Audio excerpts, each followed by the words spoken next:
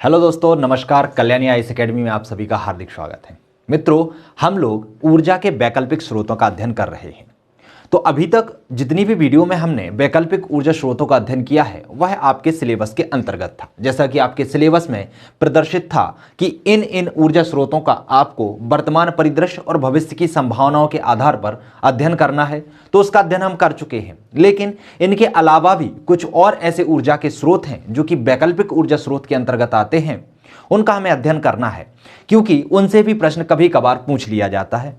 तो इस वीडियो के अंतर्गत जो नवीन तकनीकी के माध्यम से हम कुछ और वैकल्पिक ऊर्जा स्रोतों को खोज रहे हैं उनका अध्ययन करेंगे। साथ ही साथ शैल ऊर्जा, जल विद्युत ऊर्जा और तापीय ऊर्जा का भी हम विस्तार पूर्वक अध्ययन करेंगे। अर्थात इनसे संबंधित जो वर्तमान स्थिति है और भविष्य की संभावनाएं हैं उनका हम अध्ययन करेंगे। तो चलिए स्टार्ट करते हैं हमारा आज का वीडियो, जिसके अंतर्गत सबसे पहले हम बात करेंगे शैल ऊर्जा या शैल गैस की। तो शैल गैस से हम ऊर्जा कैसे प्राप्त करते हैं? सबसे पहले तो हमें शैल पता होना चाहिए। तो सरल सी भाषा में कहें तो जो आपके खनिज होते हैं, खनिजों के ही समूह को क्या कहा जाता है? शैल कहा जाता है, चट्टान कहा जाता है। आपको पता होगा कि जो आपकी पृथ्वी है, पृथ्वी पर 3 प्रकार के शैल पाए जाते हैं। कितने प्रकार के शैल पाए जाते हैं? 3। पहला पाया जाता है क्या? आग्नेय शैल। क्या पाया जाता है? आग्नेय शैल। दूसरा पाया जाता है जिसे कहा जाता है अवसादी शैल। क्या कहा जाता है? अवसादी शैल। और तीसरा पाया जाता है जिसे कहा जाता है रूपांतरित शैल। क्या कहा जाता है? रूपांतरित शैल। तो ये 3 प्रकार के शैल पाए जाते हैं और इन शैलों में सबसे जो प्राचीन शैल है उसे आग्नेय शैल कहा जाता है। इन शैलों में शैल चक्र पाया जाता है, जिसमें ताप और दाव तथा अपक्षय और अपरदन की क्रिया के द्वारा यह शैल एक दूसरे में परिवर्तित होते रहते हैं। साथ ही साथ एक चट्टान में एक ही सेल नहीं पाया जाता। ध्यान रखिएगा, मान लीजिए यहां पर आग्नेय सेल के निक्षेप हैं, उसके बाद पता चला कि आधी जगह पर यहां पर क्या आ जाएगा? अवसादी आ जाएगा और उसके वहीं पर क्या आ जाएगा? रूपांतरित सेल आ जाएगा। तो इस तरीके से सेलों की परतें पाई जाती हैं और इन परतों के बीच में ही कुछ दरारें पाई जाती हैं और इन दरारों में ही कुछ सेलों के बीच में ही कुछ गैस और खनिज तेल पाए जाते हैं, जिनसे हम क्या प्राप्त कर सकते हैं? ऊर्जा प्राप्त कर सकते हैं। अर्थात इन्हीं गैसों और तेलों से जो हम ऊर्जा प्राप्त करते हैं उन्हें ही हम शैल गैस ऊर्जा कहते हैं।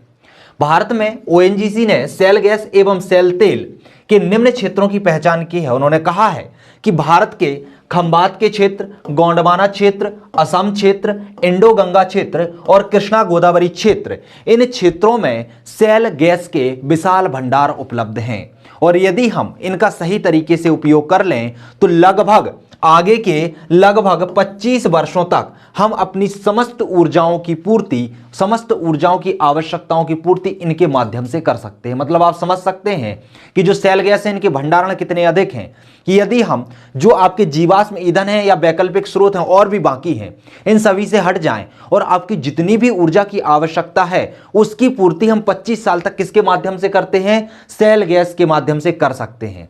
लेकिन इसमें समस्या सबसे बड़ी यह है कि इसकी जो तकनीकी है वह महंगी है और थोड़ी सी जटिल है। महंगी और जटिल होने के कारण हम इसका उत्खनन सही तरीके से नहीं कर पा रहे हैं, इस ऊर्जा का हम सही तरीके से उपयोग नहीं कर पा रहे हैं। तो क्लियर हुआ शैल गैस। शैल गैस से कैसे ऊर्जा प्राप्त की जाती है, कहां कहां पर इसके भंडारण है, भंडारण की अभी भी खोज चल रही है और इसके उपयोग के लिए नवीन तकनीकों की खोज भी की जा रही है ताकि इस ऊर्जा को हम सस्ते माध्यम से उपलब्ध करा सकें। बात कर लेते हैं जल विद्युत। जल विद्युत देखिए, जल विद्युत जो ऊर्जा होती है वो 2 माध्यम से हमें प्राप्त होती है। एक लघु जल विद्युत परियोजनाओं के द्वारा जो कि 25 मेगावाट से छोटी होती हैं। इसमें हम छोटे छोटे बांध बनाते हैं और बांधों से पानी नीचे गिराते हैं और यहां पर टरबाइन लगाकर टरबाइन को घुमाकर हम ऊर्जा बनाते हैं। दूसरा क्या होता है? बड़ी जल विद्युत परियोजनाएं जो कि 25 मेगावाट से ज्यादा की होती हैं।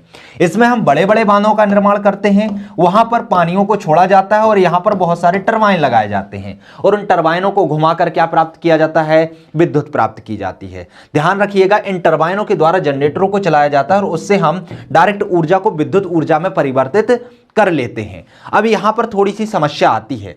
जो लघु जल विद्युत परियोजनाएं होती हैं वह तो भविष्य के लिए अच्छी हैं, उनसे ना तो पर्यावरण का प्रदूषण होता है और उनसे हम बिजली की पूर्ति भी कर पाते हैं।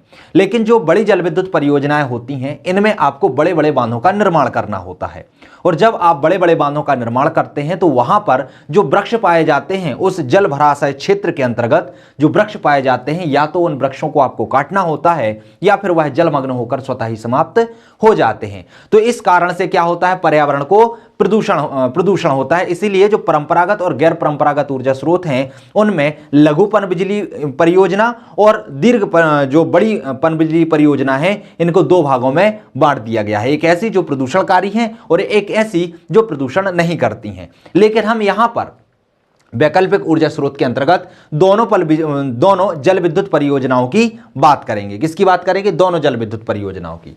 तो सबसे पहले हम वर्तमान स्थिति की बात कर लेते हैं कि जो जल विद्युत परियोजनाएं अभी चलाई जा रही हैं उनकी वर्तमान में स्थिति है क्या क्या। तो जल विद्युत एक नवीकरणीय, गैर प्रदूषणकारी तथा पर्यावरण अनुकूल ऊर्जा है। कैसी है? नवीकरणीय है। इसकी खोज चल रही है और इस पर और संशोधन अभी बाकी है। अर्थात हम नवीन नवीन ऐसी मशीनों की खोज कर रहे हैं जिसके माध्यम से इस जल के अंदर जो समाहित ऊर्जा है उसका हम अधिक से अधिक उपयोग कर पाएं। साथ ही साथ इससे उत्पन्न ऊर्जा के उपयोग से पर्यावरण को प्रदूषण नहीं होता, ना ही इसके द्वारा किसी भी प्रकार के अपशिष्ट बचते हैं। साथ ही साथ ये क्या होती है? पर्यावरण के अनुकूल होती है, अर्थात इससे किसी भी प्रकार की विषैली गैसें उत्पन्न नहीं होती हैं। इसे गतिशील जल से उत्पादित ऊर्जा की संज्ञा दी जाती है, अर्थात गतिशील जल के द्वारा हम ऊर्जा को प्राप्त करते हैं। मानव जीवन के लिए विद्युत उत्पादन हेतु नवीकरणीय ऊर्जा तकनीकों में जल विद्युत संभवतः सबसे पुरानी है। अर्थात जल के द्वारा विद्युत उत्पादन करने का जो तरीका है हमारा बहुत पुराना है। यदि जितने भी नवीकरणीय ऊर्जा स्रोतों की बात करें उन सभी नवीकरणीय ऊर्जा स्रोतों में यदि सबसे पुराना हम ऊर्जा स्रोत देखें तो वह कौन सा आता है? जल विद्युत के द्वारा प्राप्त करने वाली ऊर्जा का स्रोत आता है। विकसित तकनीकों के उपयोग तथा ईंधन लागत के अभाव के चलते जल विद्युत नवीकरणीय ऊर्जा संसाधन कैसा है? सर्वाधिक सस्ता है। अर्थात भारत में जो है बहुत ज्यादा नदियां हैं, अर्थात यहां पर हम डैम बनाकर और यहां पर हम प्रोजेक्ट को लगाकर इसके माध्यम से बहुत आसान तरीके से बिजली को बना सकते हैं। तो यह जो है जल विद्युत परियोजना जो है वह बहुत ही सस्ती होती हैं और सर्व सुलभ होती हैं। भारत में 25 मेगावाट, मैंने आपको बताया था कि दो प्रकार की जल विद्युत परियोजनाएं हैं। एक ऐसी जो लघु जल विद्युत परियोजनाओं के अंतर्गत आती हैं, और किन्हें लघु जल विद्युत परियोजनाओं के अंतर्गत रखा जाएगा? जो 25 मेगावाट से क्या होती हैं? छोटी होती हैं। दूसरी होती हैं बड़ी जल विद्युत परियोजनाएं जिन्हें जो 25 मेगावाट से अधिक की होती हैं। तो जो भी लघु जल विद्युत परियोजनाएं होती हैं अर्थात जो भी 25 मेगावाट से कम की होती हैं वह नवीन एवं नवीकरणीय ऊर्जा मंत्रालय के क्षेत्राधिकार में रहती हैं, अर्थात इनके अंडर में चलती हैं। और जो भी बड़ी जल विद्युत परियोजनाएं होती हैं अर्थात 25 मेगावाट से ज्यादा की जल विद्युत परियोजनाएं होती हैं उस पर नियंत्रण भारत सरकार के विद्युत मंत्रालय का होता है। किसका होता है? भारत सरकार के विद्युत मंत्रालय का इस पर नियंत्रण होता है। वर्ष 2020 में 5000 मेगावाट की समग्र क्षमता को प्राप्त करने के लिए इस लक्ष्य की तुलना में 31 दिसंबर 2020 तक 4750.46 मेगावाट की कुल क्षमता 1134 छोटी पनबिजली परियोजनाओं के माध्यम से प्राप्त करने का लक्ष्य रखा गया है कि जो भारत में 1134 छोटी पनबिजली परियोजनाएं हैं इनके माध्यम से हम 31 दिसंबर 2020 तक 4750 मेगावाट तक की ऊर्जा क्षमता को प्राप्त कर लेंगे। इसके अलावा 480.80 मेगावाट की 96 परियोजनाएं कार्यान्वयन के विभिन्न चरणों में चल रही हैं, अर्थात इनका कार्यान्वयन अभी चल रहा है। देश में ऊर्जा सुरक्षा सुनिश्चित करने और कार्बन उत्सर्जन को कम करने के लिए 12वीं पंचवर्षीय योजना जो कि 2012 से 2017 के बीच की अवधि के दौरान चल रही थी उसके दौरान जल विद्युत क्षमता को अधिकाधिक करने का प्रस्ताव रखा गया था। क्या हो रहा था कि हमारा जो सबसे ज्यादा भार है या हम ऊर्जा के लिए सबसे ज्यादा निर्भर जीवाश्म ईंधन पर थे, इसलिए हम कोयले का बहुत ज्यादा उत्खनन कर रहे थे जिसके माध्यम से कार्बन का उत्सर्जन भी बहुत ज्यादा बढ़ रहा था और कार्बन के उत्सर्जन से ग्लोबल वार्मिंग की समस्या आ रही थी। चूंकि कार्बन डेटिंग की बात चलने लगी थी और कहा गया था कि जो आप कार्बन का उत्सर्जन कर रहे हो उसमें आपको कमी करनी पड़ेगी। हमारा भारत जो है विकासशील देश में आता है और चूंकि यदि हम उद्योगों पर नियंत्रण कर लेंगे, क्योंकि उद्योगों के माध्यम से ही सबसे ज्यादा क्या होता है, कार्बन उत्सर्जन होता है, और यदि हम कार्बन उत्सर्जन को नियंत्रण करेंगे तो हमारे लिए उद्योगों को भी कम करना पड़ेगा या उद्योग की गति को कम करना पड़ेगा। तो इससे हमारी जो विकास की दर है वह क्या हो जाएगी, कम हो जाएगी। तो हमारी विकास की दर पर्याप्त मात्रा में बनी रहे, साथ ही साथ हम कार्बन का उत्सर्जन कम कर दें, इसके लिए हमें क्या करना पड़ेगा, वैकल्पिक ऊर्जा स्रोतों के अंतर्गत जाना पड़ेगा। इसलिए जो 12वीं पंचवर्षीय योजना है 2012 से जो 17 की अवधि के बीच चलाई गई थी, उसके अंतर्गत लक्ष्य रखा गया था कि कार्बन उत्सर्जन को कम करने के लिए हमें जो छोटी जल विद्युत परियोजनाएं हैं या जल विद्युत क्षमता, उसके माध्यम से हमें जल विद्युत क्षमता को बढ़ाना होगा। जो बिजली का उत्पादन है वह जल के माध्यम से ज्यादा करना होगा और जो तापीय ऊर्जा के स्रोत हैं या तापीय विद्युत संयंत्र हैं, इनके माध्यम से ऊर्जा के उत्पादन को कम करना होगा। अर्थात हमारी जो निर्भरता अभी जीवाश्म ईंधन पर अर्थात कोयले पर थी, उसको हमें कन्वर्ट करके कहां पर लाना था, जल विद्युत पर लेकर आना था। इसी दिशा में 30,920 मेगावाट की कुल उत्पादन क्षमता वाली 109 जल विद्युत परियोजनाओं की पहचान की गई है, जिनके माध्यम से हम क्या कर सकते थे, ऊर्जा का उत्पादन कर सकते थे। लघु जल विद्युत परियोजनाओं को अपनी क्षमता के आधार पर कुछ भागों में बांटा गया है, जैसे कि लघु, मिनी और सूक्ष्म जल विद्युत परियोजनाएं। माइक्रो हाइड्रो कौन सी कहलाती हैं, या जो माइक्रो जल विद्युत परियोजनाएं हैं वो कौन सी कहलाएंगी, जो 0.1 मेगावाट से छोटी की हों या इसके बराबर हों। मिनी हाइड्रो कौन सी कहलाएंगी, जो 0.10 मेगावाट से 2.00 मेगावाट के बीच की हो, अर्थात इससे बड़ी हो और इससे छोटी हो। लघु जल विद्युत परियोजना कहलाएंगी जो 2 मेगावाट से बड़ी हो और 25 मेगावाट से कैसी हो, छोटी हो। तो इनके बीच में जो भी जल विद्युत परियोजनाएं आएंगी वो किसके अंतर्गत आएंगी, लघु हाइड्रो जल विद्युत परियोजनाओं के अंतर्गत आएंगी। इस तरीके से इनका वर्गीकरण किया गया है। लद्दाख अक्षय ऊर्जा पहल के अंतर्गत वर्तमान वित्त वर्ष के दौरान लेह के तुर्तुक गांव में एक मिनी पन बिजली परियोजना अर्थात तुर्तुक MHP जो कि 500 मिलीवाट की है, उसको चालू किया गया है। तो इसके अंतर्गत बहुत सारी पन बिजली परियोजनाएं लागू की गई हैं, चलाई गई हैं और उनको श्रेणीबद्ध किया गया है कि कौन सी माइक्रो हाइड्रो के अंतर्गत आएगी, कौन सी मिनी हाइड्रो के अंतर्गत आएगी और कौन सी लघु हाइड्रो के अंतर्गत आएगी। नवीन एवं नवीकरणीय ऊर्जा मंत्रालय पनबिजली ऊर्जा स्रोतों के विकास के लिए निम्नलिखित कार्य कर रहा है। तो जो नवीन और नवीकरणीय ऊर्जा मंत्रालय है, जो लघु जल विद्युत परियोजनाओं को अपने नियंत्रण में रखता है, उसके द्वारा बहुत सारे कार्य किए जा रहे हैं। तो कौन कौन से कार्य किए जा रहे हैं इनकी हम बात कर लेते हैं।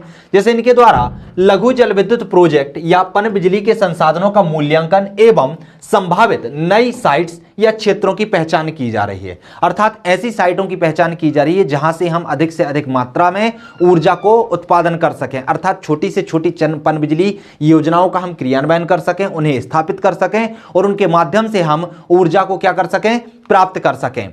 सहकारी, निजी या सम्मिलित सेक्टर में नए पन बिजली प्रोजेक्ट की स्थापना की जा सके। अर्थात सरकार तो स्थापना कर ही रही है, साथ ही साथ जो निजी क्षेत्र हैं उनका भी इसमें क्या बढ़ाया जाए, भार बढ़ाया जाए या उनका भी प्रतिनिधित्व इस क्षेत्र में बढ़ाया जाए, या फिर सम्मिलित रूप से सरकार और निजी संपत्तियों के सम्मिलित रूप से हम ऐसे जो हाइड्रो प्रोजेक्ट हैं उन्हें स्थापित कर सकें। विद्युत एवं सिविल कार्यों के मानकीकरण द्वारा लागत में कटौती, अर्थात विद्युत या सिविल कार्यों के मानकीकरण के द्वारा जो लागत ज्यादा आ रही है उसमें कटौती करने के लिए इसने क्या किया है, कार्य किया है। साथ ही साथ सरकारी क्षेत्रों के लघु जल विद्युत प्रोजेक्ट की मरम्मत और आधुनिकता पर ध्यान देना। दूसरा और काम क्या किया है इसने, जो सरकारी क्षेत्रों में लघु जल विद्युत प्रोजेक्ट चल रहे हैं उनमें जो भी क्षतिग्रस्त हो चुके हैं उनकी मरम्मत का काम किया है। साथ ही साथ आधुनिकता पर ध्यान दिया है कि इनमें आधुनिक समय में और क्या डेवलपमेंट किए जा सकते हैं जिसके माध्यम से हम कम जल का उपयोग करके अधिक से अधिक ऊर्जा उत्पादन कर सकें। जल चक्कियों का विकास एवं उन्नयन पर कार्य करना तथा सूक्ष्म जल विद्युत प्रोजेक्ट जो कि 100 किलोवाट क्षमता की स्थापना करना, अर्थात किसका, सूक्ष्म जल विद्युत प्रोजेक्टों की जो कितने के हों, 100 किलोवाट क्षमता के हों, उनकी स्थापना करने का कार्य भी इसके द्वारा किया गया है। जल विद्युत एवं अन्य स्रोतों से बिजली का प्रयोग करते हुए ग्रिडों के एकीकरण हेतु भी इसके द्वारा योजना बनाने का काम किया गया है। तो नवीन एवं जो नवीकरणीय ऊर्जा मंत्रालय है उसके द्वारा जो पनबिजली ऊर्जा के स्रोत हैं उनमें क्या क्या कार्य किए गए हैं उनको हमने निम्न तरीके से देखा है। अब बात कर लेते हैं कि जो जल विद्युत परियोजना है उसके भविष्य की क्या संभावनाएं हैं, इसके माध्यम से हम भविष्य में कितनी अधिक मात्रा में ऊर्जा प्राप्त कर सकते हैं। तो आपको पता होगा कि भारत में सतही और भूजल मिलाकर, सतही और भूजल क्या कहलाता है? सतही मतलब जो नदियों के माध्यम से, पहाड़ों से जो नदियां आ रही हैं उनके माध्यम से, तालाबों के माध्यम से जो जल पाया जाता है उसे सतही जल कहा जाता है, और जो पृथ्वी के अंदर पाया जाता है उसे क्या कहा जाता है? भूजल पाया जाता है। तो यदि हम दोनों को मिला दें तो विश्व का 6% जल भारत में उपलब्ध है। कितना प्रतिशत जल उपलब्ध है भारत में? 6% जल उपलब्ध है पूरे विश्व का। भारत में कुल मिलाकर 10,600 नदियां हैं। कितनी नदियां हैं? 10,600। ध्यान रखिए कि नदियां ये नहीं है जरूरी कि सब बड़ी बड़ी नदियां हैं, इनमें बहुत सारी छोटी नदियां भी हैं। अर्थात जैसे गंगा की बहुत सारी सहायक हैं, यमुना की बहुत सारी सहायक हैं, नर्मदा की, यमुना की, या फिर और हम दक्षिण में चले जाएं तो कावेरी हो गया, कृष्णा हो गया, गोदावरी हो गया। तो इन नदियों की क्या है? बहुत सारी सहायक नदियां हैं। तो इन सभी बड़ी नदियां और छोटी नदियों को यदि हम मिला लें तो लगभग 10,600 नदियां भारत में उपस्थित हैं। और लघु जल विद्युत ऊर्जा, हम इनके माध्यम से लघु जल विद्युत ऊर्जा का उत्पादन कर सकते हैं जो कि 25 मेगावाट से कम की हों। अर्थात इसकी संभावनाओं की दृष्टि से ये नदियां हमारे लिए बहुत ही महत्वपूर्ण हैं, जिनके माध्यम से हम बहुत अधिक मात्रा में आने वाले समय में ऊर्जा का या बिजली का उत्पादन कर सकते हैं। देश में लघु, मिनी तथा सूक्ष्म हाइडल परियोजनाओं की अनुमानिक क्षमता कितनी है? 21,133.65 मेगावाट है। अर्थात जो लघु जल विद्युत परियोजनाएं हैं उनको भी हमने बहुत सारे भागों में बांटा था, जैसे इनको लघु, मिनी या सूक्ष्म में बांटा था। तो यदि इनकी हम कुल संभावना माने या उसका अनुमान लगाएं तो वह 21,133.65 मेगावाट है। अर्थात इतनी ऊर्जा का उत्पादन हम इनके माध्यम से कर सकते हैं। भारत में लघु जल विद्युत प्रोजेक्ट या पनबिजली की अनुमानित क्षमता लगभग 20,000 मेगावाट है। यदि भारत में हम लघु जल विद्युत प्रोजेक्ट और पनबिजली की बात करें तो इससे हम कितना प्राप्त कर सकते हैं? 20,000 मेगावाट बिजली का उत्पादन कर सकते हैं।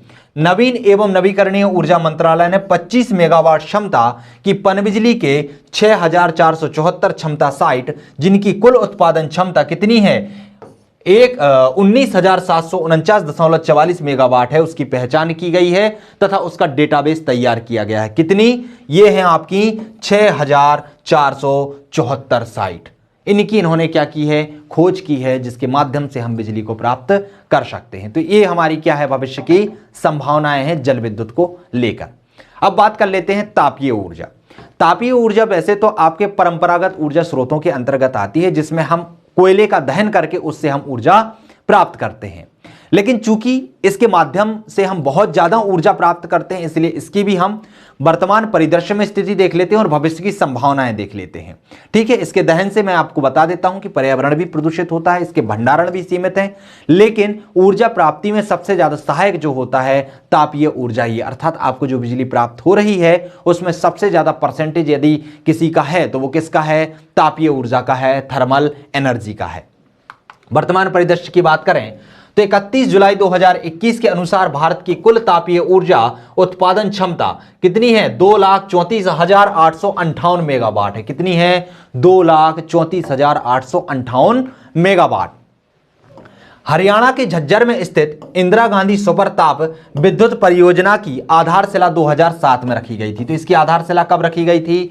2007 में रखी गई थी। तो यदि आपसे 3 नंबर में प्रश्न आ जाए कि इंदिरा गांधी सुपर ताप विद्युत परियोजना, इस तरीके से 3 नंबर में लिखा आ जाए तो आपको पता होना चाहिए कि ये कहां पर है? हरियाणा के झज्जर में है। इसकी स्थापना कब हुई थी? तो 2007 में इसकी आधारशिला रखी गई थी, इसकी स्थापना की गई थी तथा वर्तमान में इस परियोजना का वाणिज्यिक परिचालन शुरू हो चुका है। अर्थात इसके माध्यम से ऊर्जा उत्पादन करके उसको बेचा जा रहा है।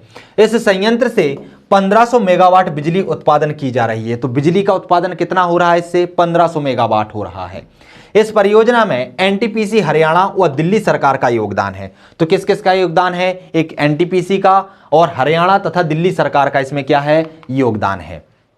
दूसरी श्री संत सिंगाजी ताप विद्युत परियोजना जो कि मध्य प्रदेश के खंडवा जिले में स्थित है। इसकी स्थापना कब की गई थी? तो इसकी स्थापना मार्च 2005 में की गई थी। कब की गई थी? मार्च 2005 में। यह 2 चरणों में संचालित है। कितने चरणों में चल रही? 2 चरणों में चल रही है। प्रथम चरण में 1200 मेगावाट की बिजली उत्पादन की जा रही है और जो दूसरा चरण है उसमें 1320 मेगावाट की परियोजना संचालित है, अर्थात 1320 मेगावाट की बिजली उत्पादन की जा रही है। यह क्या है? एक ग्रीन फील्ड परियोजना है। कैसी है? ग्रीन फील्ड परियोजना है। क्लियर हुआ?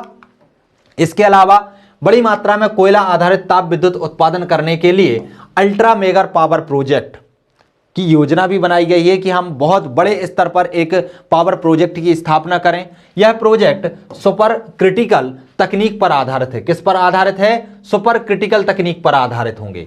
इसमें प्रत्येक प्रोजेक्ट लगभग 4000 मेगावाट शक्ति उत्पन्न करेंगे। जितने भी प्रोजेक्ट लगाए जाएंगे उसमें से प्रत्येक प्रोजेक्ट 4000 मेगावाट की शक्ति क्या करेंगे? उत्पादित करेंगे। बड़े स्तर पर उत्पादन के कारण प्रति यूनिट उत्पादन लागत भी क्या होगी? कम होगी। और ऐसा पहला प्रोजेक्ट टाटा पावर द्वारा गुजरात के मुंद्रा में स्थापित किया गया है। अर्थात बड़ी मात्रा में तापीय विद्युत ऊर्जा प्राप्त करने के लिए अल्ट्रा मेगा पावर प्रोजेक्ट की स्थापना की गई है। तो इस तरीके से 3 नंबर में प्रश्न बन सकता है, आपसे पूछ लिया जाएगा अल्ट्रा मेगा पावर प्रोजेक्ट। तो आपको पता होना चाहिए कि अल्ट्रा मेगा पावर जो प्रोजेक्ट है वह कहां पर संचालित है, क्यों संचालित किया गया है, इसके माध्यम से प्रत्येक इकाई से कितने मेगावाट ऊर्जा उत्पादन की जा सकती है और पहला इस तरीके का जो प्रोजेक्ट है वह कहां पर संचालित है। तो क्लियर है? इस तरीके के 3-4 पॉइंट आपको इसमें पता होने चाहिए। दूसरा ultra mega power project Madhya Pradesh शासन के क्षेत्र में रिलायंस पावर द्वारा निर्मित किया जा रहा है। इसकी 2 यूनिटें कार्यशील हो चुकी हैं।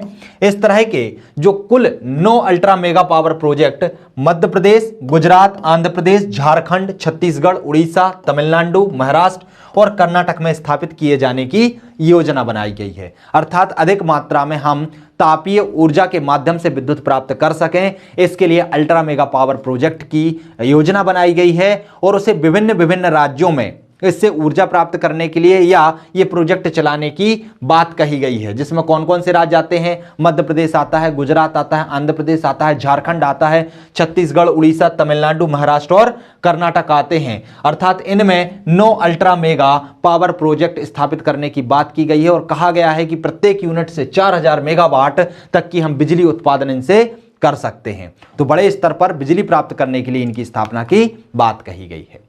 अब तापीय विद्युत ऊर्जा की बात करें कि आखिर भविष्य की इसकी क्या संभावनाएं हैं, तो कोयले के बृहद भंडार के कारण यहां ताप विद्युत के विकास की पर्याप्त संभावनाएं हैं।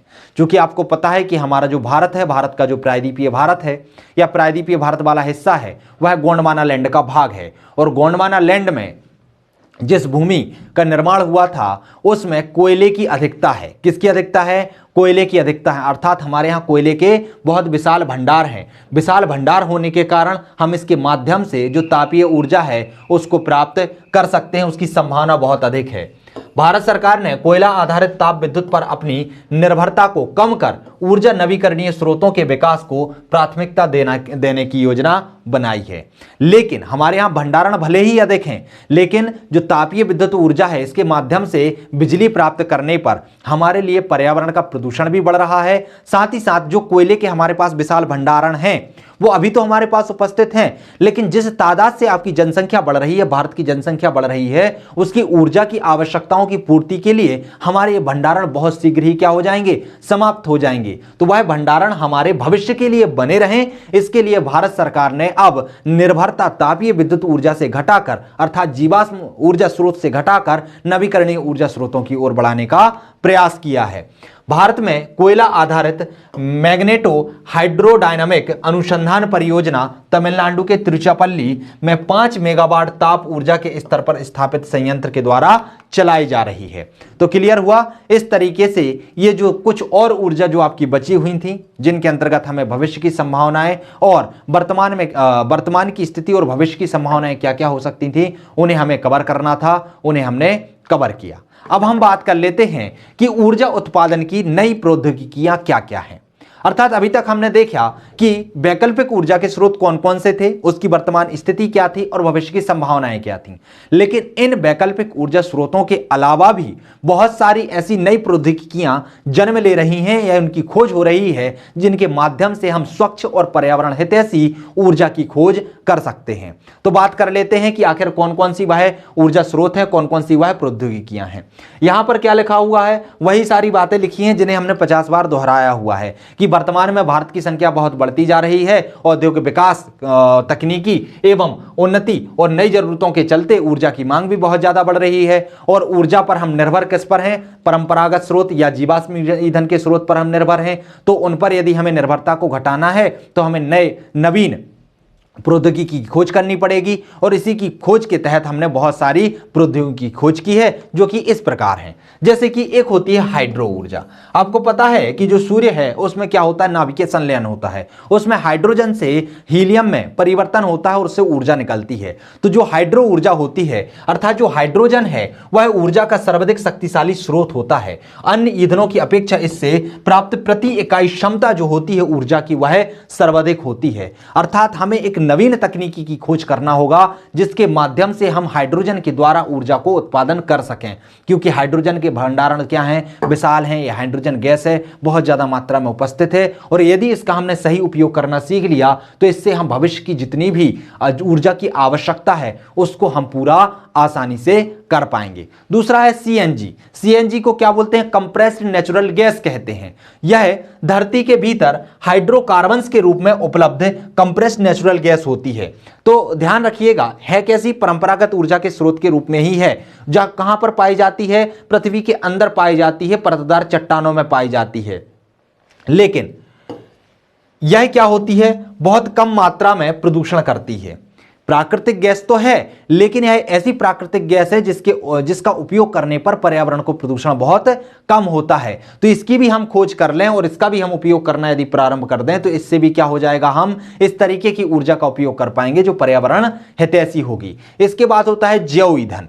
कोई भी ईंधन जो बायोमास यानी पौधे, शैवाल, पशु अपशिष्ट का उपयोग कर प्राप्त किया जाता है क्या कहलाता है, जैव ईंधन कहलाता है। हमने इसे बहुत विस्तार तरीके से पढ़ा था। जैसे कि बायोमास के अंतर्गत हम किसका, गन्ने की खोई का, गन्ने के रस का उपयोग कर लेते हैं, या फिर जो आपके शहरी अपशिष्ट होते हैं, कृषि अपशिष्ट होते हैं, इसका उपयोग कर लेते हैं। फिर इसके बाद हम सिनगैस भी बना सकते हैं, प्रोड्यूसर गैस कहा जाता है जिसे, या फिर हम बायोडीजल का भी उत्पादन कर सकते हैं जैव ईंधन के द्वारा। जैसे कि जो रतनजोत जेट्रोफा होता है, इसके द्वारा भी हम एक ऐसा पर्यावरण हितैषी डीजल बना सकते हैं जो वाहनों में आने वाली गड़गड़ाहट की आवाज को भी कम कर दे। साथ ही साथ जो विषैली गैसों का उत्पादन होता है इन प्राकृतिक पेट्रोलियम के जलन से, वह भी क्या हो जाएगा, उत्पादन होना उसका भी बंद हो जाएगा। तो क्या होता है, जैव ईंधन का उपयोग कर सकते हैं हम। जैव ईंधन के द्वारा हम ऊर्जा को उत्पादित कर सकते हैं। ईंधन सेल के भी विषय में हमने बहुत डिटेल में पढ़ा है कि जो आपके सेल हैं पृथ्वी के अंदर उपस्थित हैं, इनमें भी ऊर्जा की जो है विशाल भंडारण क्षमता है। इसके माध्यम से भी हम ऊर्जा को प्राप्त कर सकते हैं। मैग्नेटो हाइड्रोडायनामिक्स, इस तरीके की तकनीकी में ताप ऊर्जा को सीधे हम विद्युत ऊर्जा में परिवर्तित कर सकते हैं। अर्थात जो तापीय ऊर्जा होती है सूर्य से आने वाली, इसे हम सीधे विद्युत ऊर्जा में परिवर्तित कर सकते हैं। इस सिद्धांत में चुंबकीय सतह पर तरल के प्रवाह द्वारा ताप ऊर्जा को विद्युत ऊर्जा में बदलने के लिए अत्यधिक ताप, लगभग 2800 केल्विन की आवश्यकता पड़ती है।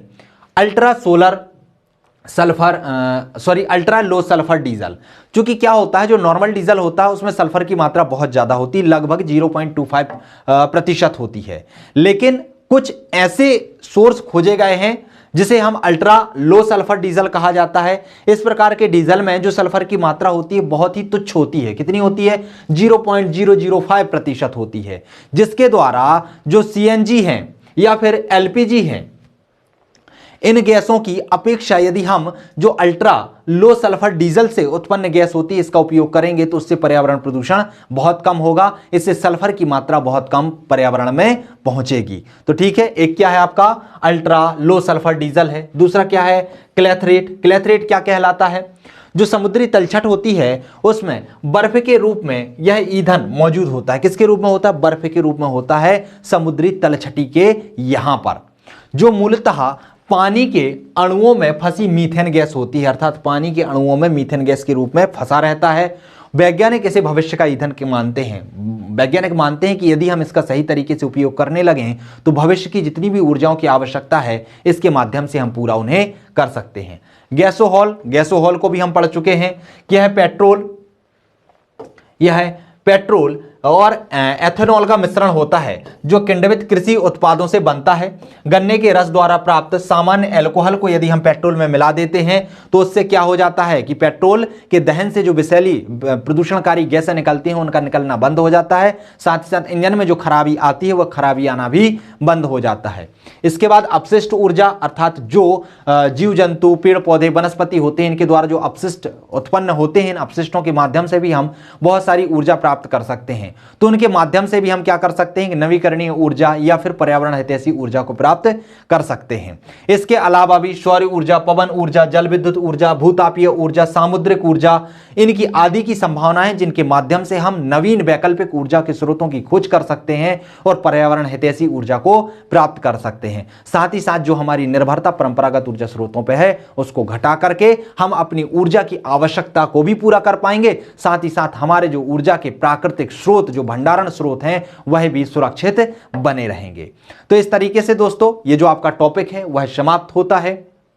ऊर्जा के अंतर्गत जितना भी आपके सिलेबस में लिखा हुआ था उस सभी को हमने बिंदुवार बिंदु एक एक करके कंप्लीट करने का प्रयास किया और यह भी अनुमान समझा कि जो भी प्रश्न पूछे जा सकते हैं अनुमानतः जो आपके सिलेबस में नहीं दिए गए हैं उनको भी हमने इसमें समाहित करने का प्रयास किया है। तो दोस्तों इसके अनुसार ही आपका जो यूनिट है ऊर्जा से संबंधित यूनिट वह कंप्लीट होती है और जो 30 नंबर के प्रश्न आपके 3 नंबर 5 नंबर और 11 नंबर के पूछे जाने हैं वह भी कंप्लीट होते हैं। लेकिन यहां पर रुकिए, हम अभी आपकी एक वीडियो और ऊर्जा के अंतर्गत बनाएंगे जिसके अंतर्गत कुछ और ऐसी शब्दावलियां हैं जो 3 नंबर और 5 नंबर में पूछी जा सकती हैं।